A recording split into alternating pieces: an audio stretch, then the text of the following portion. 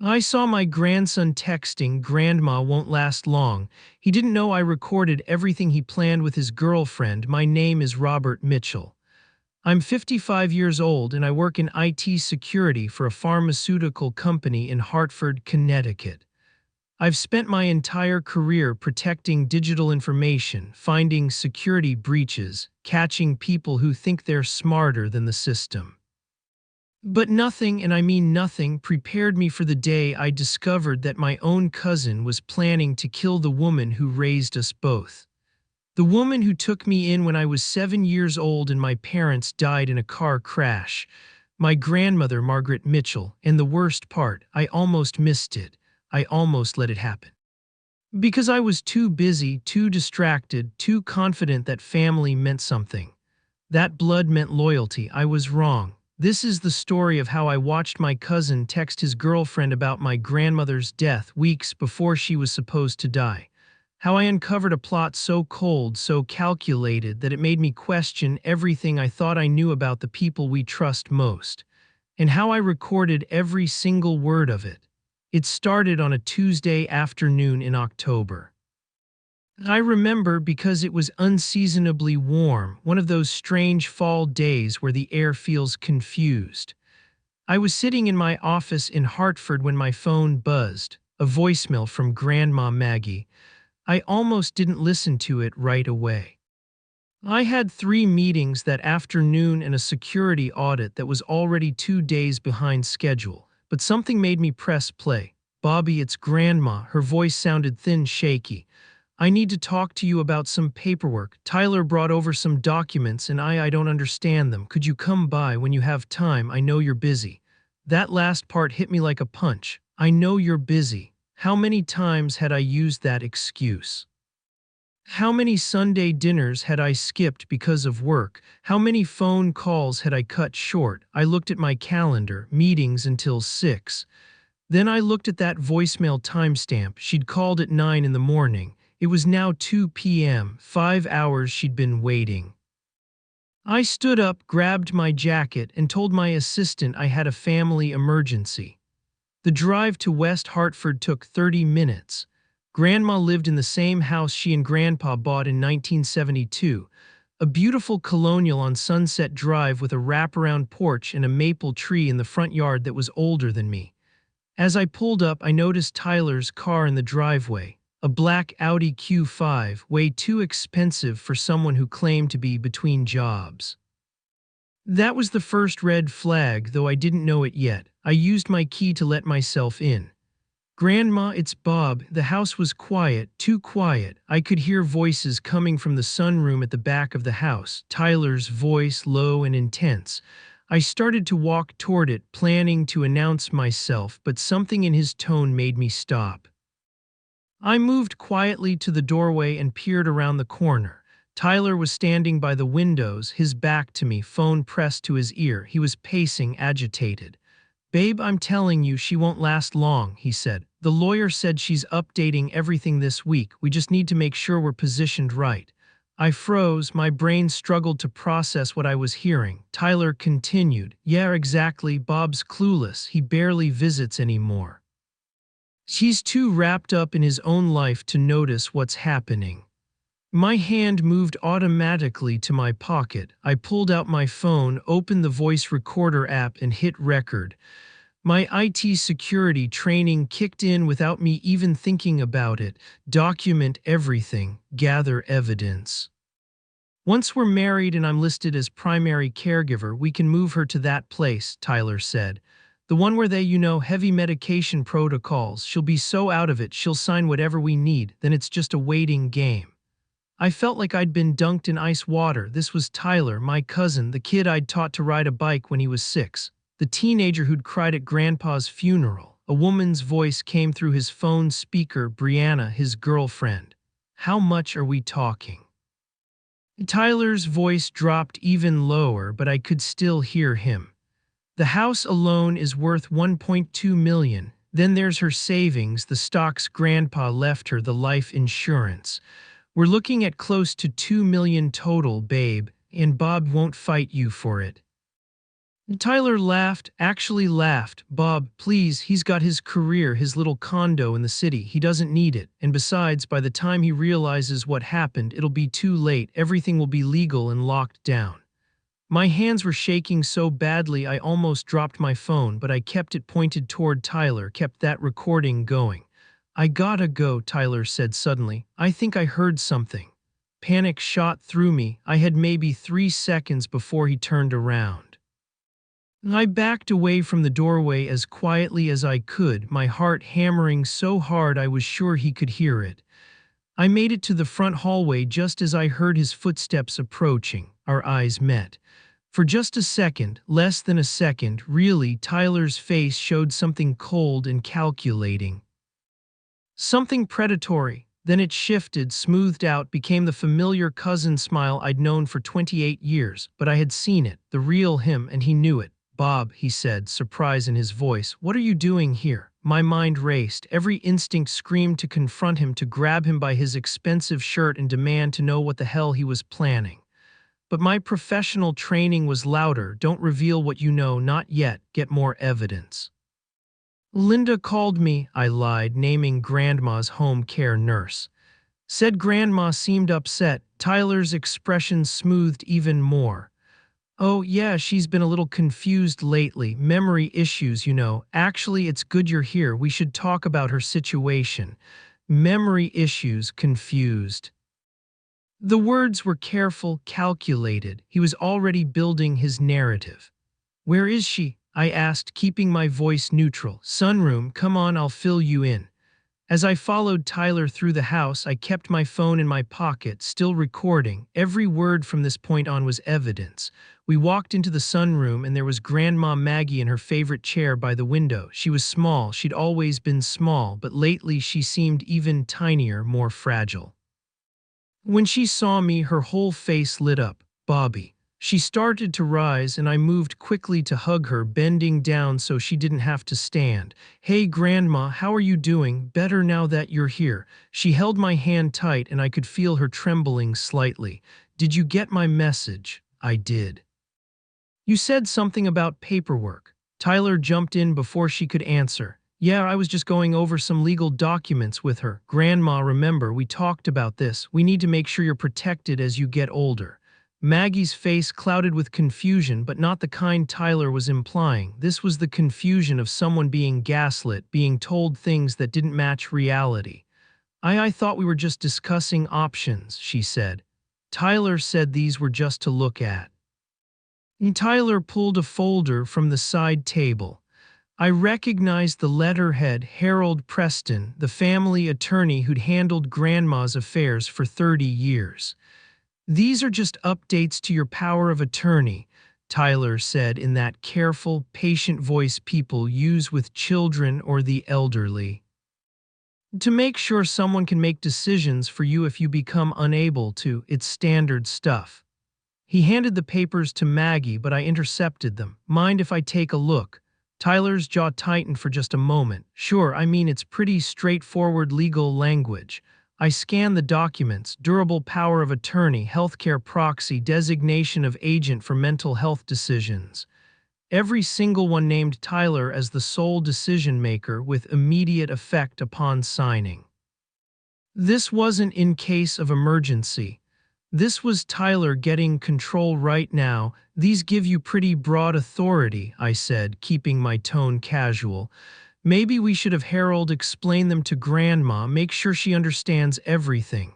He already did, Tyler said quickly. Last week. Right, Grandma, Maggie looked uncertain. There were a lot of papers. I didn't sign anything yet because I wanted to think about it. Which is totally smart, I said. These are big decisions. Tell you what, I'm actually free tomorrow afternoon. Why don't the three of us go see Harold together? He can walk through everything, answer any questions. Tyler's expression hardened slightly. The appointment's already scheduled for tomorrow at 2, just me and Grandma. Too many people will confuse her. I won't be confused, Maggie said quietly, but Tyler ignored her. Bob, I know you mean well, but I've been handling this. I've been here every day for the past 3 weeks while you've been busy with work. The guilt hit exactly where he intended. He was right, I had been absent. Too absent, you're absolutely right, I said, and I appreciate you stepping up, but Grandma raised me. The least I can do is be there for something this important. We stared at each other, a family standoff in a sunlit room. Finally, Tyler shrugged. Fine, whatever, but the appointment's at 2 sharp, don't be late. Actually, I said, how about I take Grandma to lunch first, just the two of us? It's been way too long since we had a proper visit. Tyler couldn't refuse that without looking suspicious. Sure, lunch, then straight to the lawyer's office though, this needs to get finalized. Of course, I lied. Tyler gathered his papers and left, but not before kissing Grandma on the cheek and saying, "Don't worry, Grandma, I'm taking care of everything." The moment his car pulled away, Maggie grabbed my hand. "Bobby, something's wrong. I know, Grandma. He keeps asking me to sign things. He says it's to help me," but her voice broke. "I'm not confused. My memory is fine, but he talks about me like I'm already gone, like I'm not even in the room." I knelt beside her chair. "Grandma, I need you to tell me everything. From the beginning, when did Tyler start coming around?" "About a month ago, he brought his girlfriend Brianna." "Very pretty girl, but," Maggie hesitated. "She walked through the whole house, asked questions about when we bought it, what it's worth now, how much land comes with it. At the time I thought she was just curious, but now, what else?" Tyler started talking about my future. About how I'm getting older and I might need more help. He asked if I'd ever thought about moving to a facility. I told him I'm fine here. I have Linda 3 times a week. I have my friends from church, but he kept pushing, and then he brought these papers. I pulled out my phone and photographed every page of the documents Tyler had left. Evidence, documentation. "Grandma, has Tyler ever asked you about money, about your accounts or investments?" She nodded slowly. "Last week he asked if I'd made him beneficiary on my accounts. I told him everything was in my will, all divided properly between you and him. He seemed disappointed." My phone buzzed, a text from Tyler. "Hey cuz, actually can you skip lunch tomorrow? Brianna and I will take Grandma to the lawyer." "You're too busy with work anyway, right?" Smiling face with smiling eyes, I stared at that message. He was trying to cut me out, trying to isolate her. I texted back, "No problem, you're right, I've been slammed. You're such a good grandson for handling this." It made me sick to type those words, but Tyler needed to think I was backing off. I turned to Grandma. "Pack a bag, you're coming to stay with me for a few days." "Bobby, I don't want to impose." "You're not imposing. You're my grandmother and I love you, and something very wrong is happening here. Please, trust me." She looked into my eyes and saw something there that made her nod. While she packed, I called my office. "I need emergency family leave, starting immediately." Then I called Harold Preston's office. His secretary said he was in court but would call me back. As I helped Grandma into my car, I looked back at her house, the house that had been my home after my parents died, the house where I'd learned to be part of a family again. Tyler wanted to take it from her. He wanted to take everything, but he'd made one critical mistake. He'd underestimated me, and I had recorded every single word. I got Grandma settled in my guest room with her things. She was quiet, processing everything. I made her tea and sat with her at my kitchen table. "Bobby, I still can't believe Tyler would." She couldn't finish the sentence. "I know, I don't want to believe it either. But I did believe it, because I'd heard it with my own ears." After Grandma went to sleep, I set up my laptop in my home office and got to work. If there's one thing I'm good at, it's digital investigation. It's literally my job. I uploaded the audio recording from Tyler's phone call and backed it up in 3 separate secure locations. Then I transcribed every word. Seeing it in writing made it even worse. "She won't last long, heavy medication, just a waiting game, 2 million total." I researched Connecticut elder abuse laws. Financial exploitation of the elderly was a felony punishable by up to 20 years in prison. But proving intent was difficult. I needed more than one recording. I needed a pattern of behavior, documentation, preferably multiple witnesses. I created a spreadsheet. Column 1, evidence I had. Column 2, evidence I needed. Column 3, How to Get It. Then I started on Tyler himself. I pulled up his social media. His Facebook was mostly private, but his Instagram was public. Recent posts showed him at expensive restaurants, luxury car dealerships, high-end gyms. For someone between jobs, he was living well. Then I found Brianna's profile at Brianna Chen Lux, 38,000 followers. Her feed was all designer bags, first-class flights, rooftop lounges. Her bio said entrepreneur lifestyle curator, living my best life sparkles. I clicked through her posts. The comments from Tyler's account were telling. Soon baby face money patience. Big things coming houses gem our future starts now crown. But when I checked the metadata on her photos, something most people don't know you can do, the location tags told a different story. Her luxury penthouse was actually a studio apartment in East Hartford. Her private yacht day was a rental dock. The designer bags were likely fake. Brianna Chen was running an aspirational lifestyle scam, and Tyler was promising her the real thing. Using her $2 million, I dug deeper into Tyler's digital footprint. I won't detail exactly how. Some of these methods aren't entirely legal. But let's just say IT security professionals have access to tools that can reveal a lot about a person's online activities. What I found was damning. Tyler had $85,000 in credit card debt across 7 cards. He defaulted on a business loan for something called Crypto Kingdom Investments, a cryptocurrency venture that went under in 2023. His bank account had been overdrawn 4 times in the past 3 months, but what really chilled me was his search history. How long does probate take in Connecticut? Can power of attorney override a will? Selling inherited property before probate? How to get elderly person declared incompetent? Memory care facilities, Connecticut cost, life expectancy with dementia medication. He'd been planning this for months. My phone rang at midnight. Harold Preston, the family lawyer, returning my call. Bob, I'm sorry it's so late. I got your message. What's this about Tyler and your grandmother? Harold, I need to play you something, but first I need to know, what exactly has Tyler scheduled with you for tomorrow? He called last week requesting an appointment to update Margaret's estate documents. He said she was experiencing some cognitive decline and wanted to ensure proper care arrangements were in place. Cognitive decline, Grandma's mind is sharp as ever. That's not what Tyler indicated. He sent me notes from her home care nurse suggesting memory issues. Harold, Linda never wrote those notes. Tyler's fabricating evidence. There was a long pause. That's a serious accusation, Bob.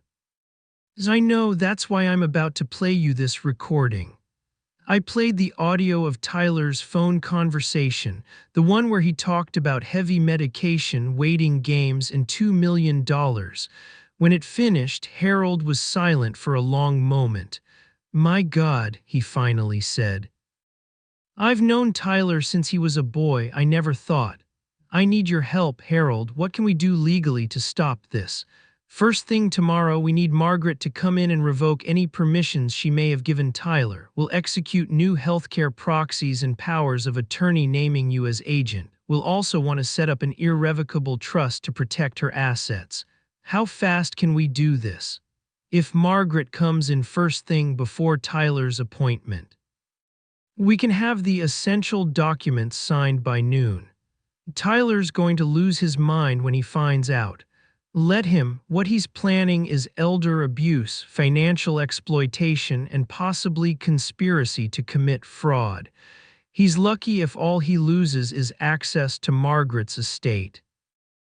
After I hung up with Harold, I sat in the dark of my office thinking. Tyler was my cousin. We'd grown up together, spent summers at this very house, swimming in the lake, riding bikes through the neighborhood. He'd been at my wedding. I'd helped him move apartments 3 times. When had he become this person? Or had he always been this way and I'd just never seen it? My phone buzzed. A text from an unknown number. This is Linda Vasquez, your grandmother's nurse. I got your number from Margaret's emergency contact list. I need to talk to you about Tyler. It's urgent. I called her immediately. Mr. Mitchell. Linda's voice was hushed. I'm in my car. I didn't want to call from inside my house in case. I don't know, this is going to sound paranoid. Tell me everything. Tyler approached me 2 weeks ago. He asked me to document any moments where your grandmother seemed confused or forgetful. He said it was to help track her cognitive health. I thought it was legitimate, so I started keeping notes. What kind of notes? Honestly, there wasn't much to document. Your grandmother is sharp. She remembers everything, manages her medications, handles her bills, but Tyler kept pushing. He'd ask leading questions like, didn't Grandma seem confused about what day it was? Or have you noticed her repeating herself? What did you tell him? The truth that I hadn't noticed significant issues. But then last week, he offered me $5,000 to write a statement saying I'd observed concerning cognitive decline. My blood went cold. He tried to bribe you. He called it a gift for my honesty. I told him I couldn't do that. The next day, he asked me how to get someone declared mentally incompetent, said it was hypothetical. Mr. Mitchell, I've been a home health nurse for 20 years. I know what elder abuse looks like. This is elder abuse. Linda, would you be willing to document all of this? Write down every conversation, every time Tyler pressured you. I already have. I've been keeping a separate log ever since he offered me that money. Something felt wrong. Can you send that to me? Sending it now. My phone chimed with an email containing a 6-page document detailing every interaction Linda had witnessed between Tyler and Grandma over the past month. It was gold. Legal, documented, time-stamped evidence from a medical professional. Linda, thank you. You might have just saved my grandmother's life. She's a wonderful woman, Mr. Mitchell. She doesn't deserve what he's planning. After we hung up, I added Linda's documentation to my evidence file. I now had Tyler's recorded phone conversation, his digital search history, Linda's professional observations, proof of attempted bribery of a healthcare worker, the fraudulent legal documents. It was 2 in the morning. I should have been exhausted. Instead, I was wired, energized by purpose. I checked on Grandma. She was sleeping peacefully, her small frame barely making an impression under the blankets. I stood in the doorway watching her breathe, thinking about all the times she'd checked on me just like this when I was a kid having nightmares after my parents died. She'd saved me then. Now it was my turn to save her. My phone buzzed again. Tyler, change of plans. I'm picking up Grandma at 11 a.m. tomorrow. Don't worry about lunch. We'll grab something after the lawyer. Thanks for understanding, cuz. He was trying to take control again, accelerate his timeline. I texted back, actually, Grandma's not feeling well. I'm going to keep her here tonight and take her to her doctor in the morning. We'll reschedule with Harold. 3 dots appeared immediately. He was typing, then they disappeared, then appeared again. Finally, what's wrong with her? Which doctor? I should be there. Just a stomach bug, nothing serious. I'll keep you updated. Bob, I really think I should come over. It's 2 a.m. Tyler, let her sleep. I've got this. No response for 5 minutes. Then, fine, but call me first thing in the morning, and we're not rescheduling with Harold. This is time sensitive. Time sensitive because he had debts to pay and a girlfriend to impress and a life he couldn't afford without Grandma's money. I set my alarm for 6 a.m. Harold's office opened at 8. We'd be his first appointment. Before I went to bed, I sent one more email. To Detective Sarah Kowalski of the West Hartford Police Department, Elder Abuse Division. I'd worked with her on a case 2 years ago where an employee had been stealing from elderly patients at a nursing home. She'd told me then, if you ever see something, say something. Elder abuse is one of the most underreported crimes in America. I was saying something now. My email included the audio recording, Linda's documentation, and a summary of Tyler's financial situation and search history. I ended with, I believe my cousin is planning to financially exploit and possibly physically endanger my 82-year-old grandmother. I have evidence but need guidance on how to proceed legally. Please advise. I hit send and finally let myself collapse into bed. Tomorrow was going to be a very long day. My alarm went off at 6. I'd slept maybe 3 hours, but adrenaline kicked in the moment my eyes opened. Grandma was already awake, sitting in my kitchen in her robe, drinking coffee. "You're up early," I said. "Couldn't sleep, too much thinking." She looked at me with those sharp blue eyes. "What's the plan, Bobby?" I loved that about her. No pretending, no denial, just straight to business. "We're going to Harold's office at 8. We're going to make sure you're legally protected, and then we're going to deal with Tyler. He's going to be very angry. Let him be angry. He doesn't get to do this to you." At 7:45, my phone rang. "Tyler." I let it go to voicemail. 2 minutes later, he called again. Then again, finally I answered. "Tyler, it's early. What's up? Where's Grandma?" His voice was tight, stressed. "Still in bed." "Why?" "I'm at her house. Her car's here, but she's not answering the door." Damn, he'd gone there first thing. "She's at my place, remember? I told you she wasn't feeling well. You said stomach bug. That was 12 hours ago. She should be home by now." "She's resting." "Tyler, what's the emergency?" "The emergency is that we have a 2 o'clock appointment with Harold and she needs to be prepared." "About that, we're actually going to see Harold this morning, just to ask some questions about those documents before we sign anything." Silence. "Then, we already went over those documents."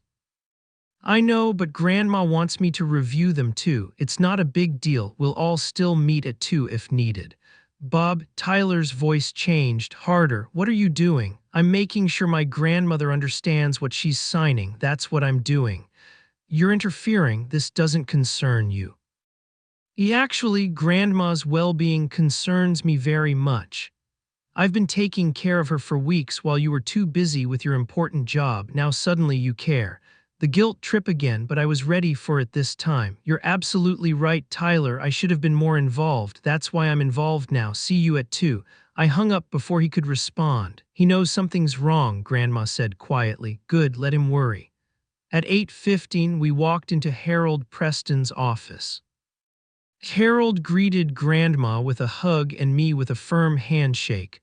"Margaret, I'm so glad Bob called me. I think we need to discuss some things." We sat in his conference room and Harold laid it out clearly. "Margaret, the documents Tyler brought to me last week are legal and binding if you sign them. They would give Tyler complete control over your healthcare decisions, your finances, and your living arrangements, including the ability to sell your property and move you to a facility without your consent." Grandma's face went pale. "He told me they were just in case of emergency." "The language doesn't specify emergency. It grants immediate authority upon your signature." "Can we stop him?" I asked. Harold pulled out a folder. "We can do better than stop him. We can protect Margaret completely." Over the next 2 hours, we executed new documents. Revocation of any powers of attorney, canceling anything Grandma might have accidentally agreed to, new healthcare proxy, naming me as primary agent, new durable power of attorney, naming me as attorney in fact. With Tyler specifically excluded, irrevocable trust agreement, transferring Grandma's major assets into a trust with me as trustee, updated last will and testament with a specific clause explaining why Tyler was receiving a minimal inheritance. That last part hurt Grandma. I could see it in her face. "I never thought I'd have to write one of my grandsons out of my will," she said softly. "You're not writing him out completely," Harold said gently. "He'll still receive $10,000. But the bulk of your estate will be protected from any claims he might make." "Will he challenge this?" Grandma asked. "He can try, but you're clearly of sound mind. We have multiple witnesses and we're documenting the reasons for your decisions. A judge would uphold this." At 10:30 we finished. Grandma had signed everything with Harold's secretary and paralegal as witnesses. "What happens now?" I asked Harold. "Now Tyler comes in at 2 o'clock expecting to finalize his documents, and I inform him that Margaret has revoked his authority and designated you instead. He's going to explode. Let him. This is Margaret's decision, made with full mental capacity. He has no legal recourse." But as we left Harold's office, my phone started buzzing. Multiple texts from Tyler. Where are you? Why did Harold's office just ask me to push our appointment to 3 p.m.? What did you do? Call me now. Then my phone actually rang. Tyler, I put it on speaker so Grandma and I could both hear. What the hell did you do, Bob? I helped Grandma with some paperwork, that's all. Bullshit. Harold's secretary just told me my 2 o'clock got moved because of conflicting appointments. You went behind my back. Tyler, I didn't go behind anyone's back. Grandma wanted to ask Harold some questions, so we did. Put her on. I looked at Grandma. She nodded. Tyler, it's Grandma. Grandma, what's going on? Bob's confusing you, isn't he? Filling your head with ideas. Bobby isn't confusing me. My mind is perfectly clear. I had questions about those papers you wanted me to sign, so I asked my lawyer. Those papers are for your protection. That's not what they said, Tyler. They give you control of everything, my house, my money, my health care. I'm not ready to give up control of my life. Tyler's voice turned cold. Fine, if that's how you want it, but don't come crying to me when you fall and break a hip and there's no one to help you. Don't call me when you can't remember which pills to take. Bob's busy, Grandma. He's not going to be there when you really need help, but I would have been. Grandma's hand shook. Tyler, forget it. I'm done. I tried to help, but you'd rather trust Bob, who couldn't even bother to visit you for months. Good luck. He hung up. Grandma was crying. Not big sobs, just quiet tears running down her face. Oh, Bobby, he sounded so hurt. Grandma, he's manipulating you. That's what abusers do. They make you feel guilty for protecting yourself. But what if he's right? What if I do need help and he would have? No, listen to me. Linda comes 3 times a week. I'll come every day if needed. We'll hire more help if you want it, but we will never, ever put you in a position where Tyler can control your life. Because that recording I played for Harold, that was Tyler planning to drug you and take everything you have. Grandma looked at me, really looked at me. Play it for me, she said quietly. Grandma, I need to hear it. I need to know what he said. So I played it. Tyler's voice talking about heavy medication, waiting games, $2 million, making sure Bob stayed clueless. When it ended, Grandma sat in silence for a long time. That's not my grandson, she finally whispered. That's a stranger. I know. When did he become this person? I don't know, Grandma. Maybe he always was and we didn't see it, or maybe the debt and the pressure changed him. Either way, he's not safe for you to be around. My phone buzzed. Detective Sarah Kowalski. Mr. Mitchell, I got your email. I need to speak with you and your grandmother as soon as possible. What Tyler is planning constitutes elder financial abuse and potentially conspiracy to commit fraud. I'd like to open an official investigation. How fast can you get here? Where are you? My apartment in Hartford. I can be there in 20 minutes. When Detective Kowalski arrived, she was all business. She recorded Grandma's statement, listened to my audio recording, reviewed Linda's documentation. This is one of the clearest cases of attempted elder exploitation I've seen, she said. But here's the problem, he hasn't actually done anything yet. He's planned, he's positioned himself, but he hasn't succeeded in getting power of attorney. He hasn't stolen any money. He hasn't administered unauthorized medication. So he gets away with it. I asked. Not exactly. I can bring him in for questioning. Sometimes that's enough to scare someone off, but without an actual crime committed, my hands are partially tied. What if he tries something else? Grandma asked. What if he comes to my house? Do you want a restraining order? Grandma looked torn. He's my grandson. He's a man who is planning to drug you and steal your assets, Kowalski said gently but firmly. Being related to you doesn't give him the right to abuse you. Can we wait, see what he does next? Kowalski looked at me. I could see her frustration. She'd seen this before, victims protecting their abusers. Margaret, I respect your decision. But the moment, and I mean the very moment, Tyler threatens you, touches you inappropriately, or attempts to take anything from you against your will, you call 911. Understood? Grandma nodded. After Kowalski left, I made Grandma lunch. We sat at my kitchen table, both of us emotionally exhausted. I need to go home eventually, Grandma said. I can't hide in your apartment forever. You're not hiding, you're staying with family who loves you. Tyler loves me too in his own way. Grandma, I know what you're going to say, but he's my grandson, Bobby. He's your cousin. This is our family falling apart. This is our family protecting itself, I corrected gently. There's a difference. My phone buzzed, a text from a number I didn't recognize. You think you've won. You haven't. That house should be mine. That money should be mine. I put in the time. I was there. You were too busy. This isn't over. I showed it to Grandma. She gasped. Is that from Tyler? I think so. He must have gotten a burner phone or texting app. Another text. She's old. Accidents happen. She could fall. Medication mix-ups occur. You can't watch her 24/7.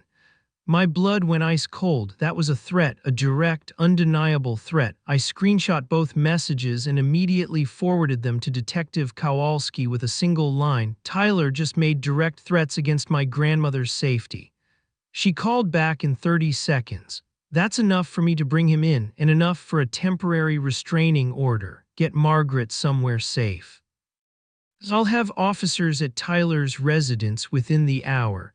What if he runs? Let him run, it'll just make him look guilty, but honestly, men like Tyler don't run. They think they're smarter than everyone else. He'll show up thinking he can talk his way out of it. What about Grandma? How does she feel about staying with you for the next few days? I looked at Grandma, who'd heard every word on speaker. She nodded. I'll stay. Good, Kowalski said. Sit tight, I'll call you after we question him. After we hung up, Grandma and I sat in silence. Finally, she said, Bobby, tell me the truth. Do you think Tyler would really hurt me? I wanted to lie, to say of course not, he's just talking, he'd never actually, but I'd heard that recording, I'd seen his searches. I'd read those texts. I think Tyler is desperate, I said carefully, and desperate people do desperate things. I don't know if he'd physically hurt you, but I don't want to find out. Grandma nodded slowly. Neither do I. Detective Kowalski called at 6 p.m. We picked up Tyler at his apartment. Brought him in for questioning. And he denied everything, said the phone call you recorded was taken out of context, said he was just discussing hypothetical financial planning with his girlfriend, said the texts weren't from him. Did you tell him we have his search history? I did. He claimed he was researching for a friend whose grandmother has dementia. That's bullsh. I know it is, you know it is, but Bob, this is how it works. Without actual harm done, without actual theft, we're looking at harassment and making threats at best. I can hold him for 24 hours. After that, unless we charge him or get a judge to extend detention, he walks. So he gets away with it. Not completely. The restraining order was granted. Tyler cannot come within 500 feet of Margaret, her home, or any of her known associates. If he violates it, he goes to jail immediately, no questions. What about at Harold's office? Tyler has an appointment there at 3 tomorrow. Harold will have to cancel it. The restraining order prohibits Tyler from any meeting where Margaret might be present. After I hung up, I relayed everything to Grandma. She looked small, frail, older than I'd ever seen her. I never thought I'd need a restraining order against my own grandson, she said quietly. I know. What happens now? Now you stay safe. We wait. We see if Tyler backs off or if he's stupid enough to violate the order. But I knew Tyler, and desperate, entitled men don't just back off. At 8 p.m., my doorbell rang.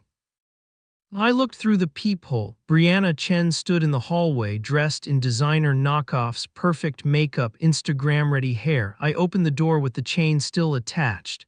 Can I help you, Mr. Mitchell? I'm Brianna, Tyler's fiancée. I know who you are. Can I come in? I really need to talk to you. No, you can talk from there. She shifted, uncomfortable. Good. Look, I think there's been a huge misunderstanding. Tyler's devastated. He loves his grandmother. He was only trying to help. By planning to drug her and steal her money, Brianna's perfect smile faltered. That's not. Tyler said you misunderstood a private conversation. I have it recorded. Would you like to hear it? That's illegal. You can't record someone without. Actually, in Connecticut, only one party needs to consent to recording. I was present during the conversation, which makes it legal. Brianna's mask dropped completely. Her face turned cold. Fine, you want to play it that way. Tyler's going to sue for defamation, for harassment, for interfering with his family relationships.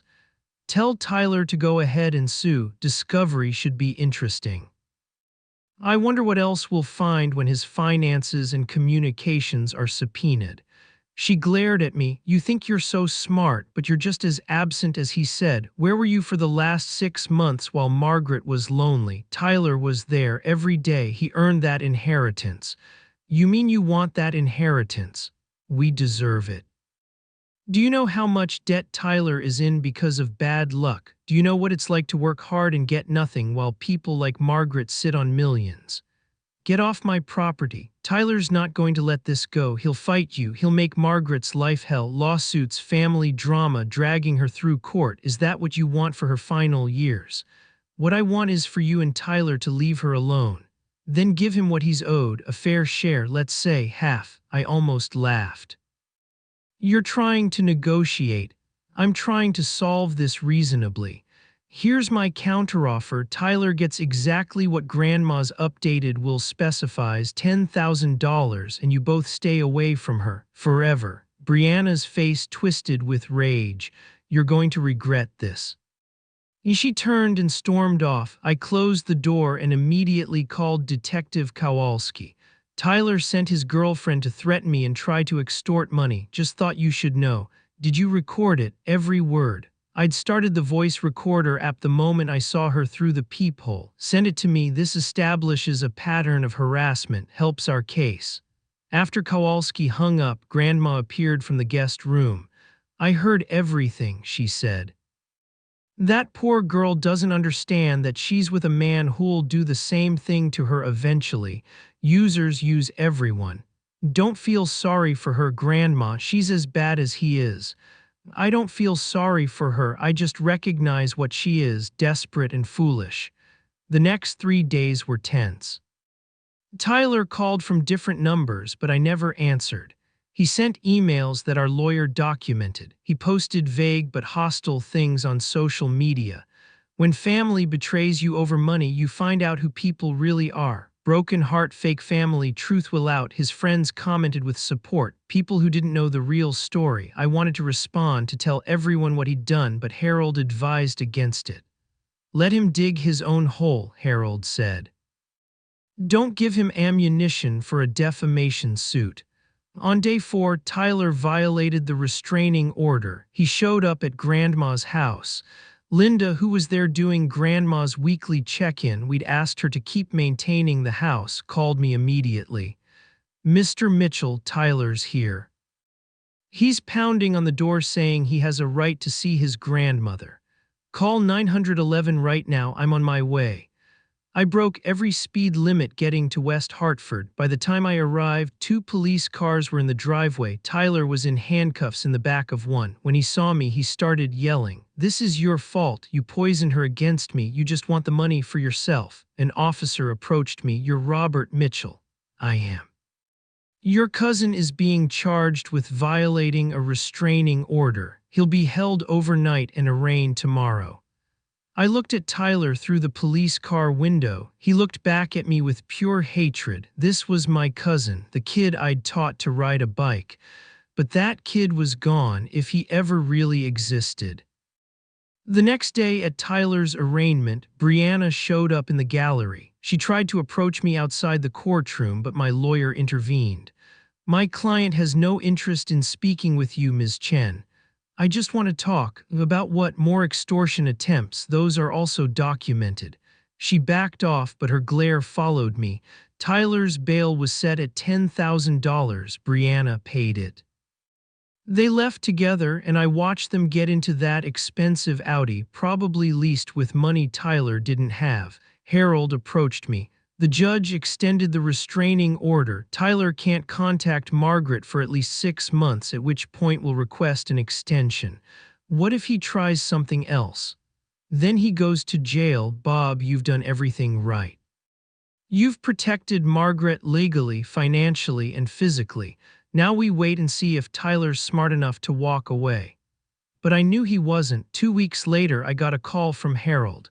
Tyler's filed a lawsuit. He's claiming undue influence, that you coerced Margaret into changing her will and signing over her assets. He's requesting that all recent legal documents be voided and that he be granted emergency power of attorney due to Margaret's alleged diminished capacity. He can't actually win that, can he? No, we have documentation of Margaret's mental competency from 3 doctors. We have testimony from Linda, from my office, from everyone who's interacted with her. His case is groundless. But it'll cost money to defend, and it'll drag Margaret through depositions and court appearances. So it's punishment. He can't win, but he can make us suffer. Exactly. I told Grandma. She took it better than I expected. Let him file his lawsuit. I'll answer every question they ask me. I'll prove I'm not incompetent or confused, and then maybe he'll finally accept that this is over. But it wasn't over. 3 weeks after Tyler filed his lawsuit, Grandma had a heart attack. The call came at 2 a.m. Linda's voice panicked. "Bob, it's Margaret. I'm riding in the ambulance with her now. She had chest pains and shortness of breath. We're going to Hartford Hospital." I was out of bed and dressed in 3 minutes, in my car in 4. The whole drive, one thought kept circling. This is the stress. The stress of everything with Tyler caused this. At the hospital, I found Linda in the ER waiting room. "What happened?" "I've been staying overnight at her house since Tyler started causing trouble. You asked me to keep an eye on her, remember? Tonight around 1:30 I heard her cry out, found her clutching her chest, called 911 immediately. Is she going to be okay? They're running tests now." The EMTs said her vitals were stable in the ambulance, but at her age, any cardiac event is serious. I sank into a plastic chair, head in my hands. Linda sat beside me. "Bob, this isn't your fault. It's the stress. All of this with Tyler is Tyler's fault, not yours. You protected her. You did everything right." 2 hours later, a doctor emerged. "Family of Margaret Mitchell." I jumped up. "I'm her grandson. Mrs. Mitchell had an acute stress-induced cardiac event, a temporary weakening of the heart muscle, sometimes called broken heart syndrome. It's brought on by extreme emotional or physical stress. Is she going to be okay? With rest and monitoring, yes, but she needs to avoid stressful situations. No major decisions, no conflicts, complete calm for the next several weeks while her heart recovers. Can I see her? She's asking for you." Grandma looked so small in that hospital bed, hooked up to monitors and IVs, but her eyes were alert when I walked in. "Don't you dare feel guilty," were her first words. I almost laughed through my tears. "How did you know that's what I was thinking?" "Because I know you, Bobby. This wasn't your fault. It was Tyler's, and honestly, my own. I let that boy's betrayal hurt me more than I should have. The doctor said stress caused this. The stress of realizing someone you loved never really loved you back, that they only saw you as a bank account." She reached for my hand. "But you know what I realized in that ambulance? I have you. I raised a good man. I succeeded with you, Tyler. I failed with Tyler somehow, or his parents did, or life did, but that's not on me to fix anymore. The doctor says you need complete rest, no stress. Then let's give Tyler what he wants." I stared at her. "What? I'm serious. He wants money. Fine, give him a settlement.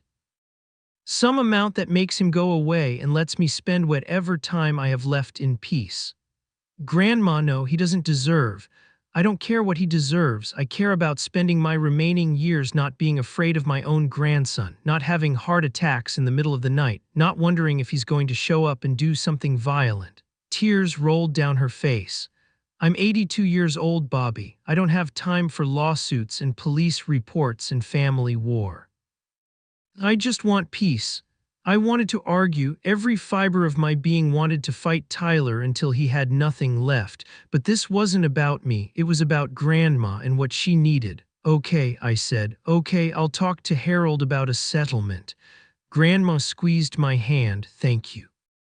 But before I could call Harold, my phone buzzed. "Detective Kowalski." Bob, I need to tell you something before you hear it elsewhere. Tyler's claiming that stress from your actions caused Margaret's heart attack. He's threatening to add that to his lawsuit, intentional infliction of emotional distress resulting in physical harm. That's insane. He's the one who caused the stress. I know, but he's spinning it as you alienated him from his grandmother, turned her against him, caused her to have a stress response. It's garbage legally, but it's a PR move. He's telling everyone who'll listen that you're the villain. I wanted to scream, "There's more," Kowalski continued. Tyler's also filed a complaint against me with my department, claiming I harassed him without cause and violated his rights. Can he do that? He can file, won't go anywhere. I followed every protocol, but it's part of his strategy, make everyone's life hell until someone gives in. After I hung up, I sat in the hospital cafeteria and drank terrible coffee. Tyler was escalating, using Grandma's heart attack as a weapon, making himself the victim. And the worst part, some people would believe him. Family members who didn't know the full story. Friends who only heard his side, social media followers who saw his tearful posts about being kept from his dying grandmother. My phone buzzed with a text from a number I didn't recognize. "Your grandmother is in the hospital because of you. All she wanted was for me to help her and you turned her against her own family. I hope you can live with yourself. When she dies, her blood is on your hands." I stared at that text for a long time, then I forwarded it to Kowalski and to Harold, and I made a decision: no settlement, no giving in, no letting Tyler win, because if I gave him money now, he'd just come back for more. Men like Tyler always do, and next time I might not be there to stop him. This ended now, permanently. I called Harold from the hospital cafeteria. "Harold, forget the settlement, we're going to destroy him." Bob, Margaret said she wanted peace. Giving Tyler money won't bring peace. It'll bring temporary quiet, then escalation. He'll blow through whatever we give him and come back for more. The only way Grandma gets peace is if Tyler is completely, legally, permanently barred from her life. That's a tall order. Then we make it happen. What do we need? Harold was quiet for a moment. Then we need to prove a pattern of elder abuse. We already have evidence of financial exploitation attempt, but if we can document the emotional abuse, the harassment campaign, the stress he's caused that directly led to a cardiac event, we might be able to get a permanent restraining order and a court declaration that he's a danger to Margaret's health and safety. Do it. File whatever we need to file. Bobs, this is going to get ugly. Tyler will fight back. He's already fighting. Let's hit back harder.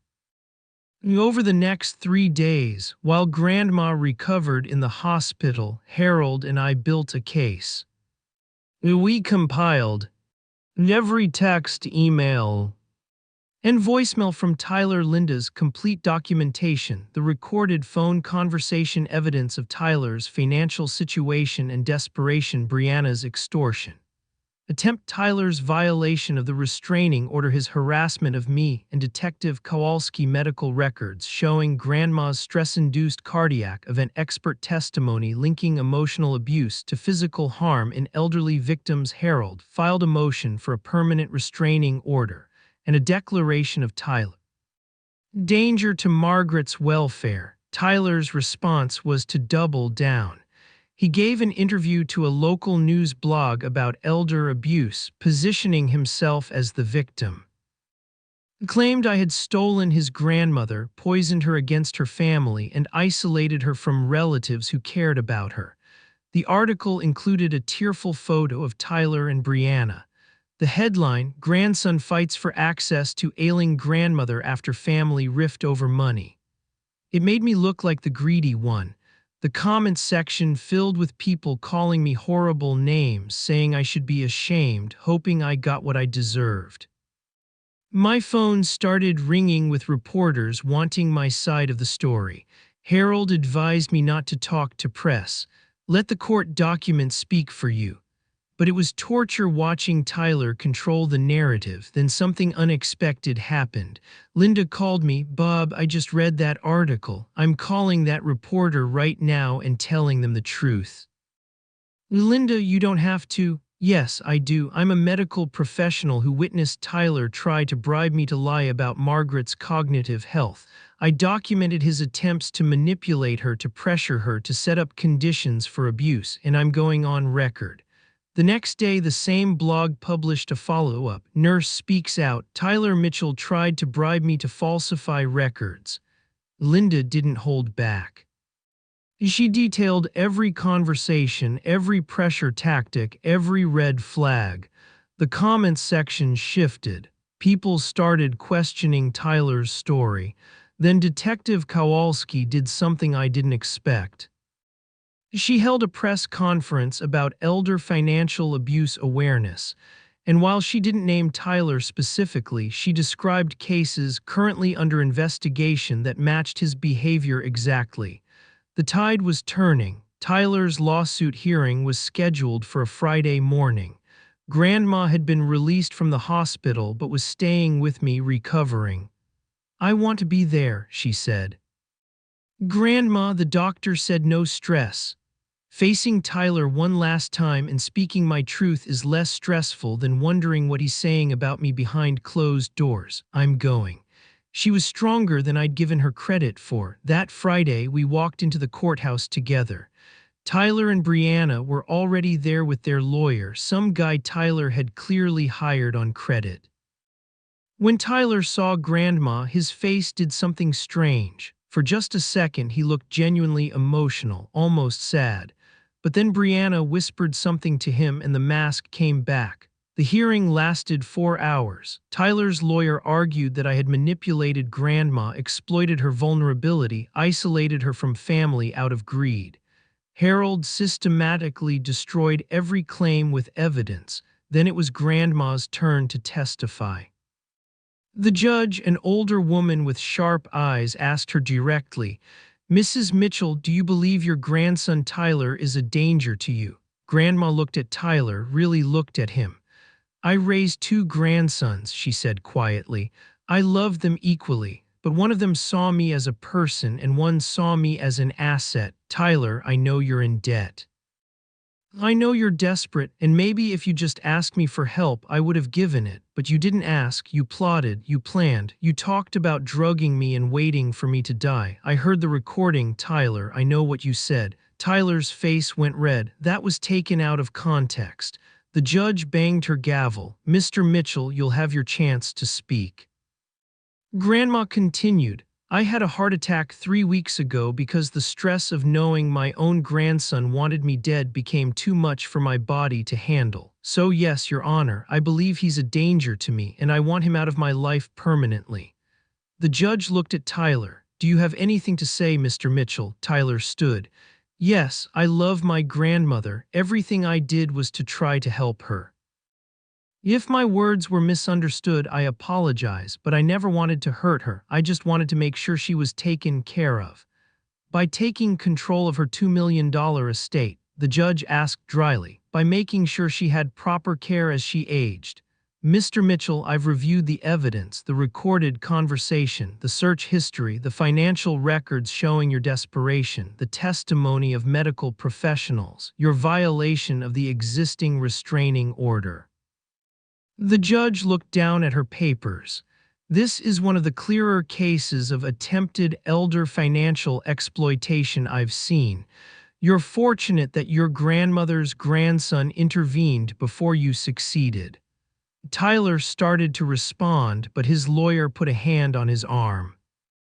The judge continued, "I'm granting a permanent restraining order. Tyler Mitchell is prohibited from contact with Margaret Mitchell for the remainder of her natural life. He is barred from her property, her medical care, her financial affairs, and her estate. He is specifically disinherited and will receive the minimum amount specified in the updated will, $10,000 and not 1 cent more. Any attempt to contest this order will result in immediate arrest and prosecution." She banged her gavel. It was over. Tyler stood frozen for a moment, then he turned and walked out without another word. Brianna followed, but not before shooting me one last venomous look. In the hallway, Grandma squeezed my hand. "It's really over. It's really over." She started crying. Not sad tears, relieved ones. I can go home, you can go home. The next few weeks were strange, quiet in a way that felt almost unnatural after all the chaos. I helped Grandma move back into her house. We changed the locks not because Tyler could legally come near the property, but because it made Grandma feel safer. Linda continued her regular visits, and we hired a second caregiver for overnight stays. Grandma protested the expense, but I insisted. You have the money, Grandma. Use it to live safely and comfortably. That's what Grandpa would have wanted. Slowly, the stress-induced damage to her heart began to heal. Her doctor was amazed at her resilience. She's tough, he told me, but she needs to stay calm. No more family drama. No more family drama. That was the goal. But Tyler wasn't done. 2 weeks after the court ruling, I got a call from Harold. Tyler's filed for bankruptcy. He's listed the expected inheritance from Margaret as a disputed asset and claims your interference cost him millions in damages. Can he do that? He can file anything he wants, won't change the court's ruling, but he's trying to document financial hardship caused by you, probably setting up for another lawsuit down the road. Let him sue, we'll win again. But I was tired, so tired of fighting. That evening, I sat with Grandma on her porch, watching the sunset. Bobby, do you think Tyler will ever understand what he did wrong? She asked. Honestly, no, men like Tyler always see themselves as the victim. He'll spend the rest of his life believing we stole from him, that he was entitled to your money, that we're the villains. That makes me sad. I know, not for me, for him. He destroyed his relationship with his family over money he never had a right to, and now he has nothing. He has Brianna, I pointed out. Grandma laughed, a real laugh. For now, until she realizes there's no money coming, then she'll move on to the next mark. She was probably right. Do you have any regrets? I asked about how we handled this. Grandma thought for a long moment. I regret that it came to this. I regret that I didn't see the signs earlier. I regret that my grandson became the kind of person who could do this. But I don't regret protecting myself, and I don't regret having you in my life. She squeezed my hand. You saved me, Bobby, just like I saved you all those years ago when your parents died. We're even now. We were always even, Grandma. 3 months later, I got a Facebook friend request from Tyler, just a simple request, no message attached. I stared at it for a long time. Part of me wanted to accept it, to reach out, to see if there was any chance of salvaging some kind of relationship. But I knew better. I clicked delete request and blocked him. Some bridges once burned can't be rebuilt, and shouldn't be. That same week, I ran into Brianna at a coffee shop in Hartford. She was alone, dressed down, no designer knockoffs, just jeans and a sweatshirt. She saw me and looked away quickly, but I walked over. Brianna. She looked up, defensive. I don't want any trouble, neither do I just want to know, are you still with Tyler? She laughed bitterly. Tyler's living in his car. The Audi got repossessed last month. He has no job, no money, and he's still convinced he's owed millions. So no, I'm not still with him. I'm sorry, I said, and I meant it. Don't be, you were right about him. I just didn't want to see it because I thought he was my ticket to a better life. She looked down at her coffee. Turns out there are no shortcuts. Who knew? She left without another word. I told Grandma about the encounter that evening. I almost feel sorry for her, Grandma said. Almost. She made her choices too. Life slowly returned to normal. I visited Grandma 3 times a week, sometimes more. We'd have dinner, watch Jeopardy, talk about everything and nothing. She was happy, really happy. The stress lines that had appeared during Tyler's campaign faded. She laughed more, slept better. I didn't realize how much I was walking on eggshells around him until he was gone, she admitted once. Always trying not to upset him, always worried about saying the wrong thing. Now I can just be. 6 months after the court ruling, Harold called with news. Tyler's bankruptcy was dismissed. Turns out he lied on his filing about assets and debts.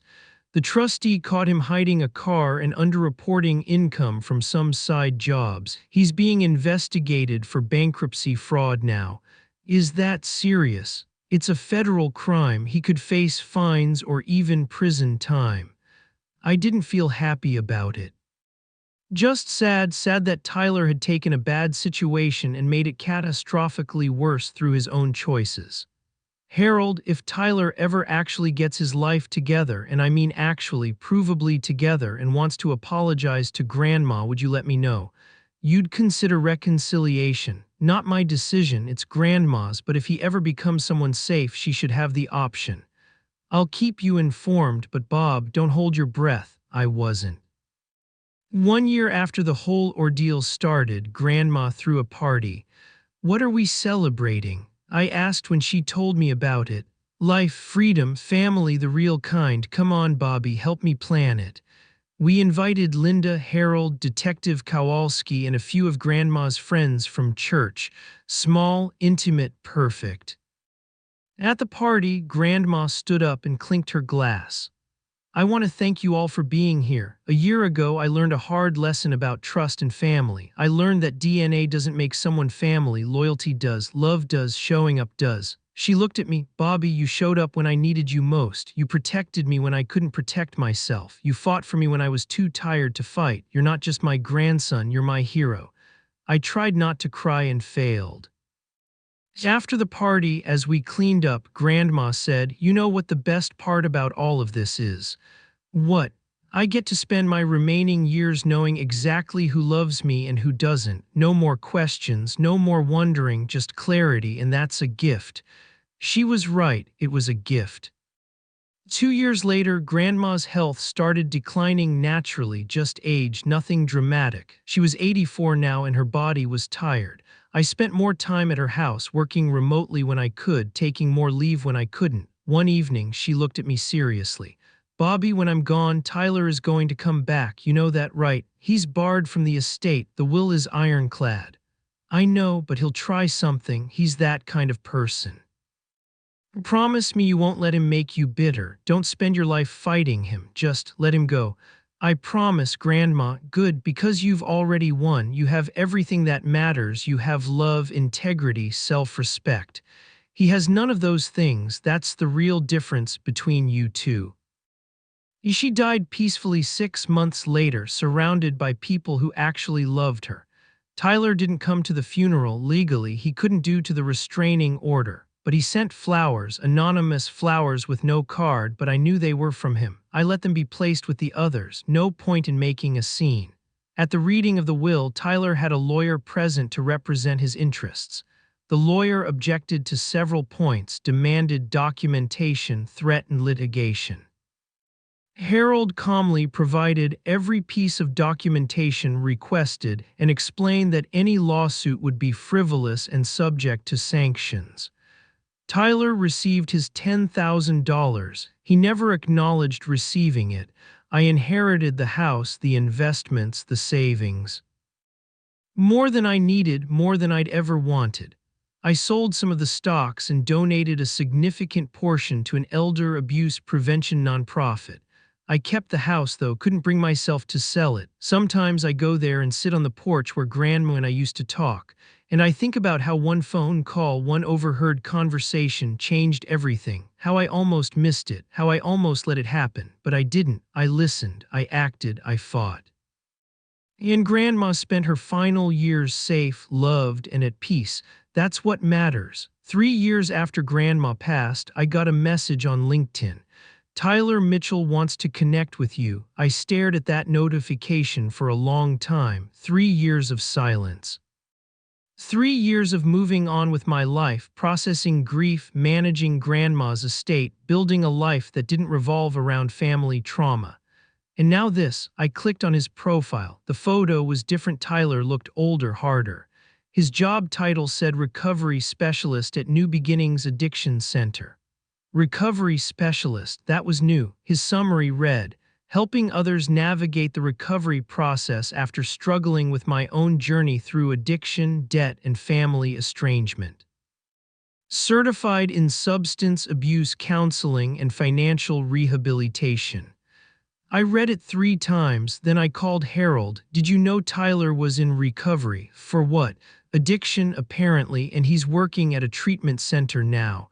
Harold was quiet. I did not know that. Going to respond to him. I don't know, what do you think? I think that's entirely your decision, but Bob, people can change, not always, not even usually, but sometimes. I sat with that for 2 days. Finally, I accepted the connection request and sent a message. Tyler, I saw your profile. Congratulations on the work you're doing. I hope you're well. His response came within an hour. Bob, thank you for accepting. I know I have no right to reach out after everything I did. But I'm 2 years sober now, and part of my recovery is making amends to the people I hurt. I hurt you, I hurt Grandma, I hurt a lot of people. I'd like to apologize properly if you're willing to meet. If not, I understand, but either way, I'm sorry. I showed the message to my therapist. Yes, I'd started therapy after Grandma died. Turned out I had some things to process. What do you want to do? She asked. Part of me wants to ignore him, part of me is curious, and part of me thinks Grandma would want me to at least hear him out. What's your gut telling you? My gut was telling me that closure might be worth the risk. I agreed to meet at a neutral location, a coffee shop halfway between Hartford and wherever Tyler was living now. The day of the meeting, I was nervous. I got there early and positioned myself where I could see the door. Tyler walked in exactly on time. He looked different, thinner, no expensive clothes. He was wearing khakis and a button-down with the Addiction Center's logo on it. His hair was shorter, graying at the temples. He saw me and hesitated like he might turn around and leave. But then he walked over. Bob, thanks for coming. Tyler. We sat down, awkward silence. Finally, Tyler spoke. I've been practicing what to say for 3 weeks, had it all planned out. Now I'm sitting here and all of that is just gone. Just say what's true. He nodded, took a breath. I was an addict. Gambling first, then pain pills after a car accident, then cocaine when the pills weren't enough. I spent 3 years of my life chasing highs and running from lows, and when I ran out of money, I looked at Grandma and saw an ATM, a solution to all my problems. Tyler, let me finish, please. I nodded. I convinced myself I was helping her. That I deserved that money because I was family, because I had problems, because life was unfair. I built this whole narrative where I was the victim and you were the villain who swooped in and stole my inheritance. But the truth is, I was planning to exploit an elderly woman who loved me. I was going to drug her and manipulate her and probably shorten her life significantly, and I would have done it if you hadn't stopped me. His voice cracked. You saved her from me, Bob. And I've hated you for that, spent years hating you. But now that I'm sober and actually facing what I did, I realize you saved me too, because if I'd succeeded, if I'd actually gone through with it, I would never have been able to come back from that. I'd be a person who killed his grandmother for money. Instead, I'm a person who almost did, got stopped, and had a chance to change.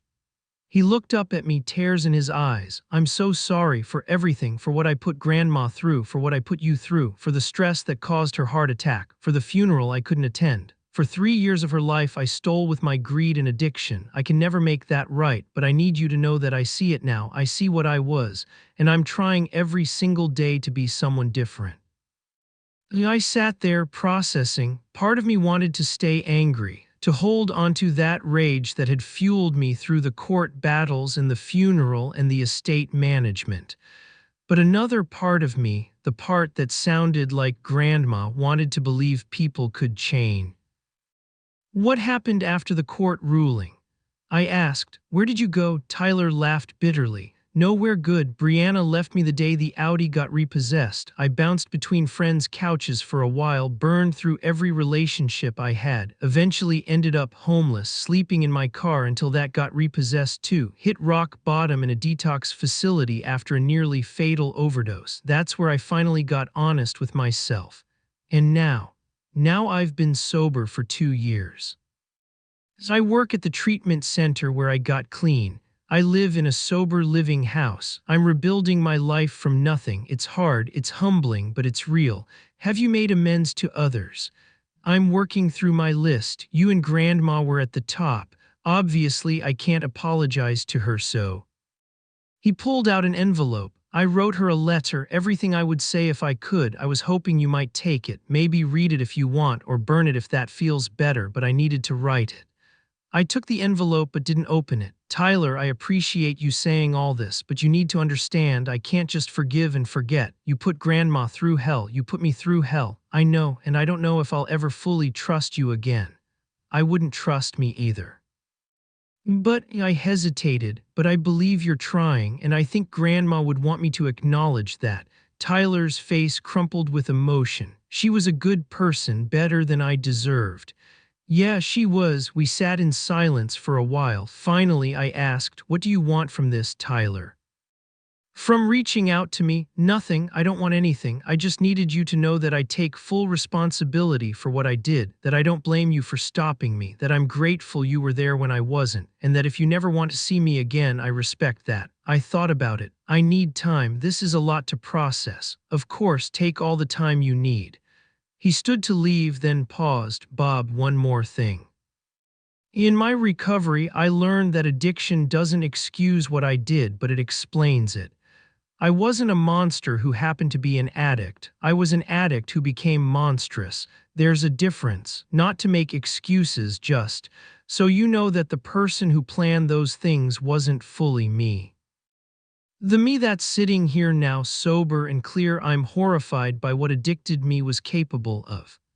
After he left, I sat in that coffee shop for another hour. Then I opened the letter he'd written to Grandma. It was 5 pages, handwritten raw. He detailed every moment of regret, every time he'd manipulated her, every lie he'd told, every plan he'd made. He acknowledged the heart attack, the stress, the fear. He thanked her for taking him in as a child when his parents were struggling. He apologized for repaying her love with exploitation. The last paragraph read, "Grandma, you deserved so much better than me. You deserved a grandson who loved you for who you were, not what you had. Bob was that grandson. I wasn't. I failed you. And I'll carry that failure for the rest of my life. But I promise you this, I will spend every day trying to be the kind of person you thought I was. The kind of person you believed I could be. I'll help other addicts find recovery. I'll be honest, humble, and grateful. I'll live a life you'd be proud of even if you never knew about it. That's my amends. I love you. I'm sorry, Tyler." I folded the letter and put it back in the envelope. Then I drove to the cemetery where Grandma was buried. I sat by her headstone and read Tyler's letter out loud. "I don't know if I should forgive him," I said to the headstone. "I don't know if you would, but I think you'd want me to at least leave the door open, right?" The wind rustled through the trees, not an answer, but something. I left Tyler's letter at the grave, tucked under a stone so it wouldn't blow away. When I got home, I sent Tyler a message. "I read your letter to Grandma. I left it at her grave. I don't know what our relationship looks like going forward, but I'm willing to stay in contact. Slowly, no pressure, just see what happens." His response came quickly. "Thank you, that's more than I deserve. I won't let you down." Over the next year, Tyler and I exchanged occasional messages. Nothing deep, just updates. He celebrated 3 years sober, got promoted at the treatment center, started speaking at recovery meetings. I told him about my life, work, hobbies, the nonprofit I'd gotten involved with. Slowly, carefully, we rebuilt something, not the cousin relationship we'd had before. That was gone, dead, buried, but something new, something honest. 2 years after our coffee shop meeting, Tyler called me. "Bob, I'm getting married. Her name is Rachel. She's a counselor at the center. She knows everything about my past. I've been completely honest with her, and she still wants to marry me." "Tyler, that's great. I'm not inviting you to the wedding. That feels like too much to ask, but I wanted you to know, wanted you to hear it from me." "I appreciate that." There was a pause. "Then, Bob, do you think Grandma would be happy that I'm turning my life around, or would she still hate me?" I thought about Grandma, her toughness, her fairness, her capacity for love. "I think she'd be proud that you're doing the work. But I also think she'd say you have a lifetime of proving yourself ahead of you." Grandma wasn't big on words, she cared about actions. "Then I'll keep acting right every day. That's all any of us can do."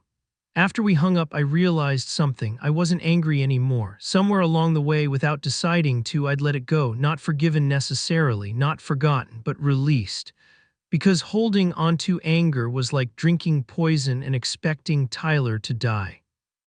And Grandma hadn't raised me to poison myself. 5 years after Grandma's death, I turned 60. I was sitting on the porch of her house, my house now, but I still thought of it as hers when a car pulled up. Tyler got out, along with a woman I assumed was Rachel and two small children. I stood surprised. Tyler. Habe. Sorry to drop by unannounced. We were in the area visiting Rachel's parents, and I wanted my kids to see the house where I grew up, where great-grandma lived, if that's okay. I looked at the children, a boy about 4 and a girl about 2. Yeah, of course. Rachel approached with her hand extended. Bob, I'm Rachel. I've heard so much about you. Good things, I hope, honest things, which is better. Tyler picked up his daughter and walked toward the porch. This is where great-grandma Margaret lived, he told her, though she was too young to understand. She was one of the kindest, strongest people I ever knew, and I treated her terribly. His son tugged on his hand. Why, Daddy? Because I was sick in my brain and my heart, but I got better. Are you still better? Every day, buddy, every day I try to be better. I invited them in. Rachel and the kids explored while Tyler and I stood in the living room.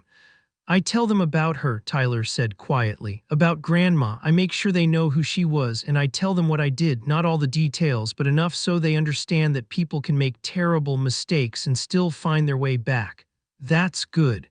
I also tell them about you, about how you saved her. How you did the right thing even when it was hard. I didn't know what to say to that. Tyler's daughter ran up holding one of Grandma's photo albums. Who's this? She pointed to a picture of young Tyler and me, maybe 7 and 10 years old, holding fishing poles by a lake. That's me and your Uncle Bob, Tyler said. A long time ago. You were friends, we were cousins, and yes, we were friends. Are you still friends? Tyler looked at me. We're working on it, I said. After they left, I sat with that photo album and flipped through the pages.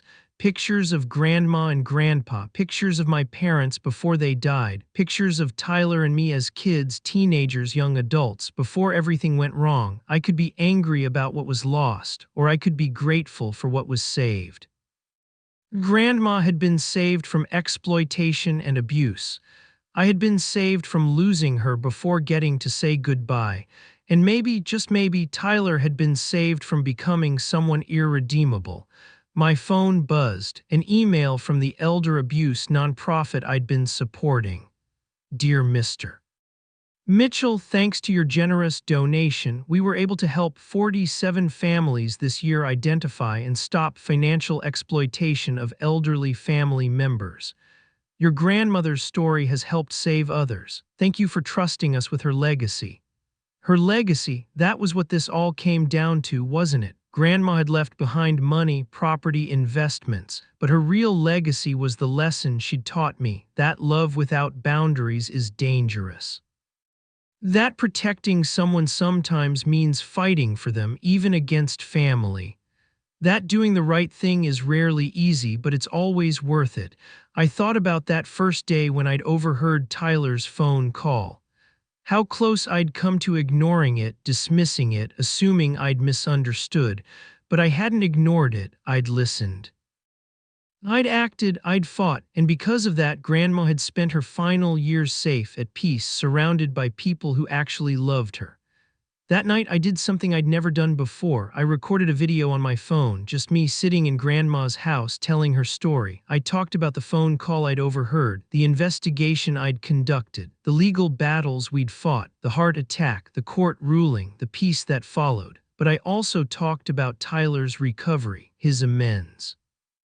His struggle to become someone different, because that was part of the story too. At the end of the video, I looked directly into the camera. If you're watching this and you suspect a family member is being exploited, don't ignore it. Don't assume you're overreacting. Don't worry about causing drama. Trust your gut, document everything, get professional help, and protect your loved one even if it means going to war with someone who shares your DNA. Because family isn't about blood, it's about who shows up, who protects, who loves without agenda. My grandmother taught me that, and it's a lesson I'll carry for the rest of my life. I posted the video to YouTube not expecting much. Within a week, it had 50,000 views. Within a month, 500,000. The comments poured in. This happened to my grandfather. I wish I'd been as brave as you. Thank you for sharing this. My aunt is going through something similar right now, and your story helped me know what to do. Tyler's recovery gives me hope for my brother who's struggling with addiction. Your grandmother raised a good man. That last comment made me cry, because that was the point of everything, wasn't it? Grandma had raised me, saved me, loved me, and when she needed saving, I'd been there, not because I was special or heroic, but because that's what family, real family, does. 6 months after posting that video, I got an email from Tyler. Bob, I saw your video. Thank you for including my part of the story. For not making me out to be a monster, but a person who did monstrous things and is trying to do better. That nuance matters. It gives people like me hope that we're not defined forever by our worst moments. I'm grateful. Love, Tyler. I wrote back, we're all more than our worst moments, including you. Keep doing the work. And he did. Tyler stayed sober, stayed married, kept working at the treatment center, raised his kids with honesty and humility. We never became close like we were as children. Too much had happened. Too much trust had been broken, but we maintained contact, respectful, boundaried, honest contact, and somehow that was enough. 10 years after Grandma's death, I sold her house. It was time. I'd held on to it long enough, but before the new owners moved in, I spent one last day there. I sat on the porch where Grandma and I had talked so many times, where she'd told me stories about Grandpa, about my parents, about life before I came along. I walked through every room remembering, and I said goodbye. Not to Grandma, I'd said goodbye to her a long time ago, but to that chapter of my life. The fear, the fighting, the anger, the betrayal, I was ready to let it go. As I locked the door for the last time, my phone rang. Tyler. Hey Bob, I heard you sold the house. Just wanted to check in, see how you're doing. I'm okay, it's bittersweet, but it's time. I get that. Listen, I know this is a big ask, but would you want to come to my son's birthday party next month? He's turning 8. He specifically asked if Uncle Bob could come. Uncle Bob, I'd never thought I'd hear those words from Tyler's children. Yeah, I said, I'd like that, really, really. After we hung up, I stood in Grandma's driveway, the new owner's driveway now, and looked up at the house one more time. This was where I'd learned what family meant, where I'd been saved by love after losing my parents, where I'd fought to protect someone I loved from someone I'd once loved. Where I'd learned that doing the right thing doesn't always mean winning immediately. Sometimes it means fighting battles that take years to resolve. Sometimes it means watching people you care about become people you don't recognize. Sometimes it means holding boundaries even when it breaks your heart. But it also means that healing is possible. Change is possible, redemption is possible, not guaranteed, not easy, not quick, but possible. I got in my car and drove away from that house for the last time, but I carried everything it had taught me about love, about family, about protection and boundaries and second chances, about listening when something feels wrong, about acting even when it's uncomfortable, about fighting for people who can't fight for themselves. Those lessons were Grandma's real legacy, not the money or the property or the inheritance, but the example of how to live with integrity, how to love without being a doormat, how to be tough and tender at the same time. I'd spent 5 years thinking I'd saved Grandma, but the truth was simpler than that. We'd saved each other, just like family should. The end.